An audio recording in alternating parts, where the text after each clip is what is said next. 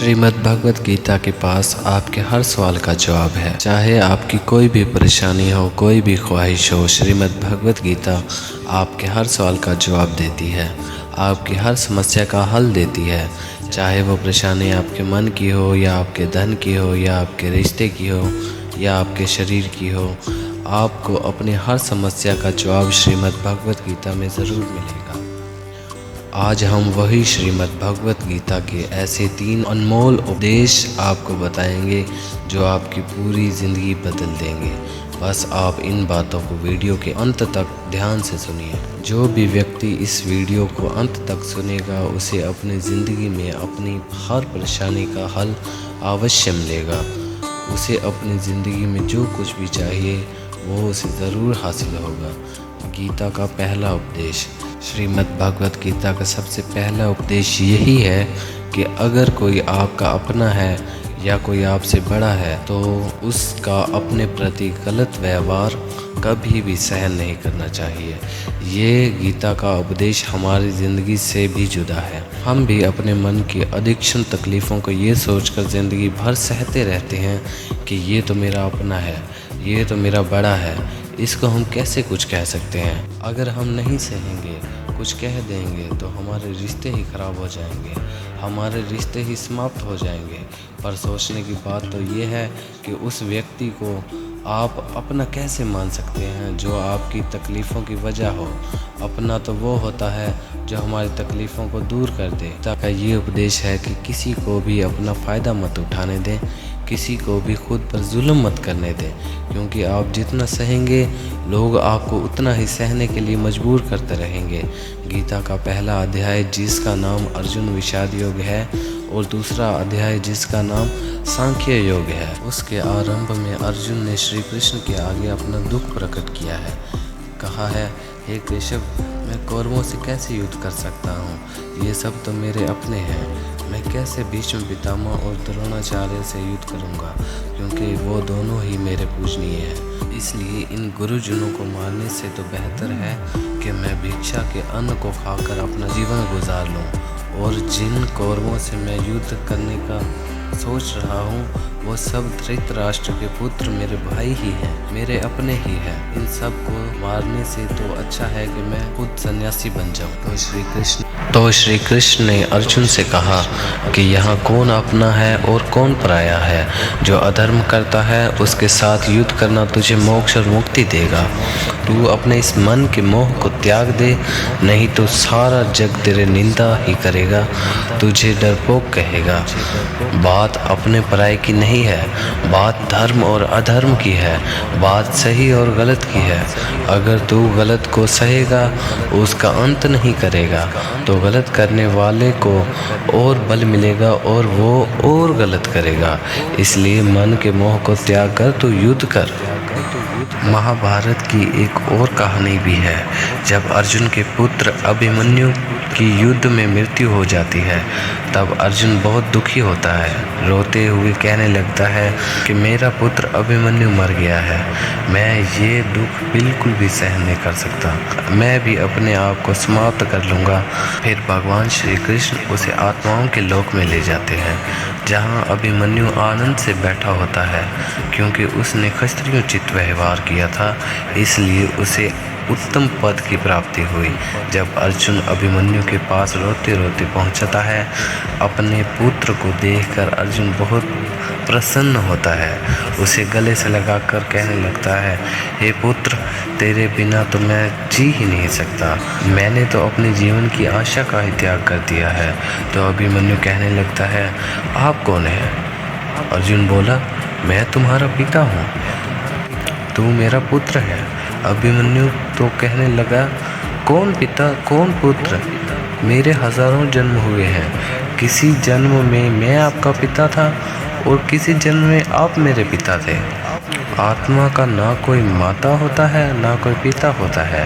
जब अर्जुन ने देखा कि मेरा पुत्र मुझे पहचान ही नहीं रहा तो उसके सारे मोह का त्याग हो गया, तो उसका सारा मोह खत्म हो गया। इसलिए गीता के इस उपदेश को ठीक से समझ लो कि यहाँ कोई अपना पराया नहीं है। जो बुरे वक्त में, तकलीफ़ के वक्त में, दुख के वक्त में हमारा साथ दे, सिर्फ वो ही शख्स हमारा अपना है, बाकी सब पराए हैं। गीता का दूसरा उपदेश। श्रीमद् भागवत गीता का दूसरा उपदेश ये है कि जो चला गया है कभी उसका दुख मत करो, और जो जाने वाला है उसकी भी बिल्कुल चिंता मत करो। जब महाभारत का युद्ध चल रहा था तब अर्जुन ने श्री कृष्ण से कहा कि अगर ये युद्ध हुआ तो करोड़ों लोग मारे जाएंगे। जो सैनिक और योद्धा इस युद्ध में मारे जाएंगे उनकी स्त्रियों का क्या होगा, समाज कैसे आगे बढ़ेगा। और भी बहुत सी बातें अर्जुन ने विस्तार से कहीं। तो भगवान श्री कृष्ण ने कहा, हे अर्जुन, तू बड़ी बड़ी ज्ञानियों जैसी बातें करता है, लेकिन जो सच में ज्ञानी होता है वो जो लोग मर चुके हैं, जो लोग जा चुके हैं या एक दिन जाने वाले हैं, उनकी चिंता नहीं करता, उनका दुख नहीं करता। तेरे हाथ में कुछ भी नहीं है, तू चाह कर भी कुछ कंट्रोल नहीं कर सकता।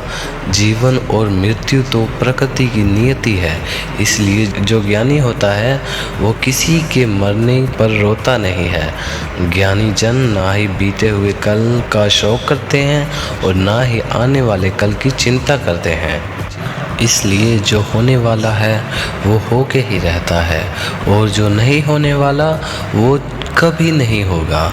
ऐसा निश्चय जिसको समझ में आ जाता है उसको कभी कोई चिंता नहीं सताती, कोई दुख नहीं सताता। हमारे सारे दुखों का कारण ही ये है, या तो हम जो वक्त गुजर चुका है उसे सोच सोच कर परेशान होते रहते हैं, या भविष्य की चिंता करके खुद को बीमार कर देते हैं, नष्ट कर देते हैं, खुद को ख़त्म कर देते हैं। गीता का ज्ञान हमें यही सिखाता है कि ना तो हम बीते हुए कल को बदल सकते हैं और ना ही आने वाले कल पर हमारा कोई कंट्रोल है। हमारे हाथ में सिर्फ वर्तमान है, सिर्फ आज का ही पल है। हमारा 98% तनाव और चिंता भूत भाव और भविष्य के बारे में सोचते रहने से ही होती है। हम हमेशा उसी में जीते रहते हैं, मगर वर्तमान में कभी नहीं जीते, इस पल को कभी नहीं जीते। जब आप वर्तमान का पूरा आनंद लेना सीख जाओगे तभी आपकी ज़िंदगी से तनाव कम हो जाएगा, चिंताएं ख़त्म हो जाएंगी।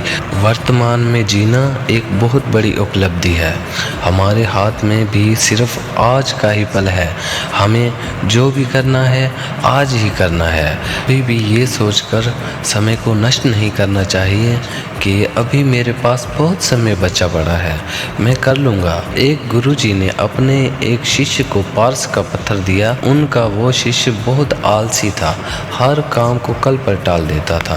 तो गुरुजी ने कहा कि मैं तुझे ये पारस पत्थर दे रहा हूँ, इस पारस पत्थर से जब तू लोहे को स्पर्श करेगा तो वो लोहा स्वर्ण बन जाएगा, और ये पारस पत्थर मैं तुझे 1 महीने के लिए दे रहा हूँ। जब 1 महीना समाप्त हो जाएगा तब मैं तुझसे पारस पत्थर वापस ले लूँगा, तब तू इस पत्थर को अपने पास ही रख। गुरुजी का वो शिष्य जब बाज़ार में लोहा ख़रीदने के लिए गया, जब बाज़ार में वो लोहा ख़रीदने पहुँचता है तो उसे लोहे का रेट बहुत महंगा लगा। उसने कहा थोड़े दिन रुक के ख़रीद लूँगा जब लोहे का रेट कम हो जाएगा, पर उसकी बुद्धि में ये बिल्कुल भी नहीं आया कि इस लोहे को मैं स्वर्ण बनाकर बहुत अधिक धन बना सकता हूँ। लेकिन उसके मन की सुस्ती, उसके मन के आलस की वजह से उसने ये काम भी कल पर टाल दिया।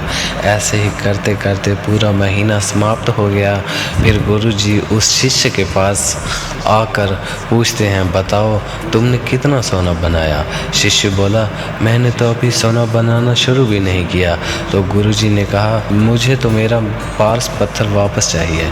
शिष्य बोला, नहीं, मुझे थोड़ा और वक्त चाहिए, मैं थोड़ा सोना बनाना चाहता हूँ। गुरुजी ने कहा, यह पारस का पत्थर तुम्हारे पास पूरा 1 महीना पड़ा रहा, मगर तुम कुछ भी नहीं कर पाया, लेकिन अब समय समाप्त हो चुका है। ऐसे ही ये हमारा जीवन है। हमारी ज़िंदगी है और ये समय ही पारस पत्थर है। हम समय के एक पल से अपने जीवन को सोना बना सकते हैं, लेकिन हमें ये लगता है कि हमारे पास बहुत समय बाकी है, हमारे पास बहुत समय बचा हुआ है।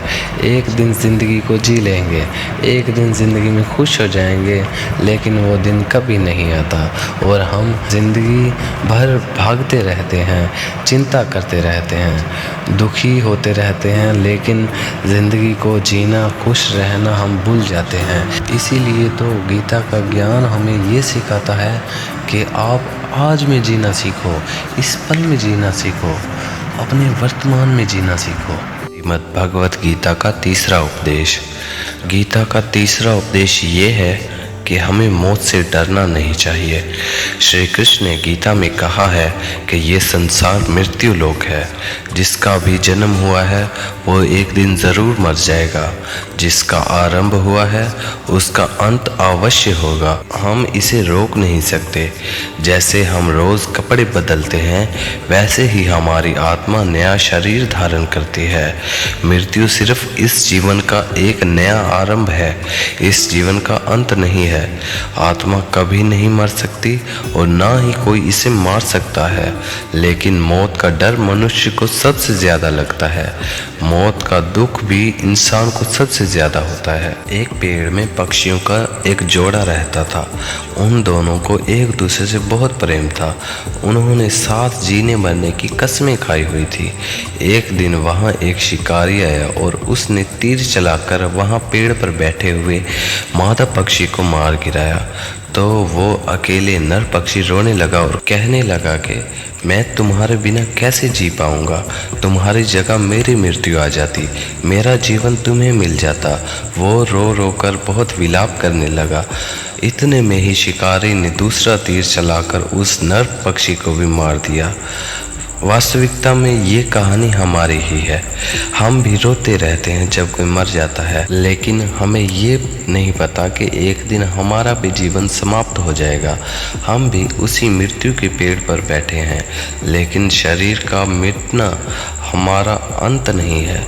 श्री कृष्ण ने अर्जुन से कहा है कि हे अर्जुन, तेरे और मेरे अनंत जन्म हुए हैं, तुझको कुछ भी याद नहीं है, लेकिन मुझे सब याद है। जो व्यक्ति इस सत्य को जान ले और समझ ले कि हम इस संसार में बस कुछ समय के लिए आए हुए हैं, उसकी ज़िंदगी के सारे झगड़े, सारे दुख, सारी चिंताएं, सारी तकलीफ़ें ही समाप्त हो जाएंगी।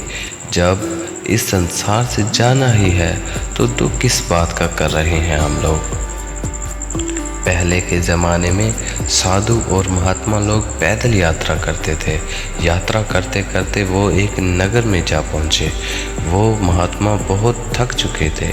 उस नगर में उन्होंने एक महल देखा और उस महल में जाकर विश्राम करने का सोचा और वो महल में जाकर सो गए। जब उस महल में वहाँ का राजा पहुँचा तो वो अपने बिस्तर पर महात्मा को सोते देखकर बहुत हैरान हुआ। राजा उस महात्मा से पूछने लगा, तुम मेरे महल में कैसे आ गए? तुम कौन हो और यहाँ मेरे बिस्तर पर क्या कर रहे हो? महात्मा कहने लगा, ये तुम्हारा महल है? मुझे तो लगा ये कोई धर्मशाला है। तो राजा ने कहा, आपको मेरा महल धर्मशाला कैसे लगा?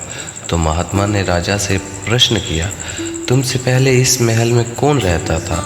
तो राजा बोला, मुझसे पहले मेरे पिता यहाँ रहते थे और उनसे पहले मेरे दादाजी यहाँ रहते थे। तो महात्मा ने फिर प्रश्न किया, क्या तुम इस महल में हमेशा रहोगे या तुम्हारे बाद फिर से कोई और रहेगा? तो राजा ने कहा, मेरे बाद मेरा पुत्र इस महल में रहेगा।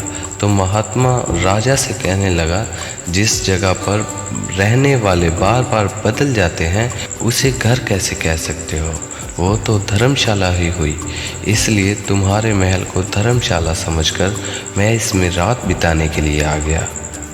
धर्मशाला जान जग को, जीव सब मेहमान हैं। मोह किसी से मत करो, सब स्वप्न का सामान है। अगर हम इस बात को समझ लें कि हम यहाँ कुछ समय के लिए आए हुए हैं, आनंद करने के लिए आए हुए हैं, खुश रहने के लिए आए हुए हैं, तो हमारे सारे दुख ही समाप्त हो जाएंगे। जब हम अपना मोह यहाँ जमा लेते हैं, अपना दावा यहाँ जमा लेते हैं कि ये हमारा है, ये मेरा अपना है, इसलिए मैं इसे छोड़ नहीं सकता, इसके बिना मैं नहीं जी सकता, तो हमारा जीवन दुखों से भर जाता है। इसलिए जीवन में मृत्यु का भय त्याग कर जीना चाहिए और जीवन का प्रतिफल आनंद लेना चाहिए। ये कुछ भी परमानेंट नहीं रहेगा, तो आपका दुख भी परमानेंट नहीं रहेगा, इसलिए दुख से कभी भी डरना नहीं चाहिए। गीता का ये उपदेश हजारों साल पुराना है, लेकिन आज भी नया है। पूरे विश्व में गीता को सबसे ज़्यादा पढ़ा गया है और सबसे कम समझा गया है। श्रीमद् भगवद गीता का ये उपदेश अगर कोई व्यक्ति ठीक से समझ ले और उसे अपनी ज़िंदगी में उतार ले, तो ये बात पक्की है कि वो अपनी ज़िंदगी में जो भी चाहे वो हासिल कर सकता है। अपने जीवन की हर समस्या से, हर टेंशन से एक पल में बाहर आ सकता है। श्रीमद् भगवद गीता के इस दिव्य उपदेश को हमें बार बार सुनना चाहिए, हर रोज़ सुनना चाहिए।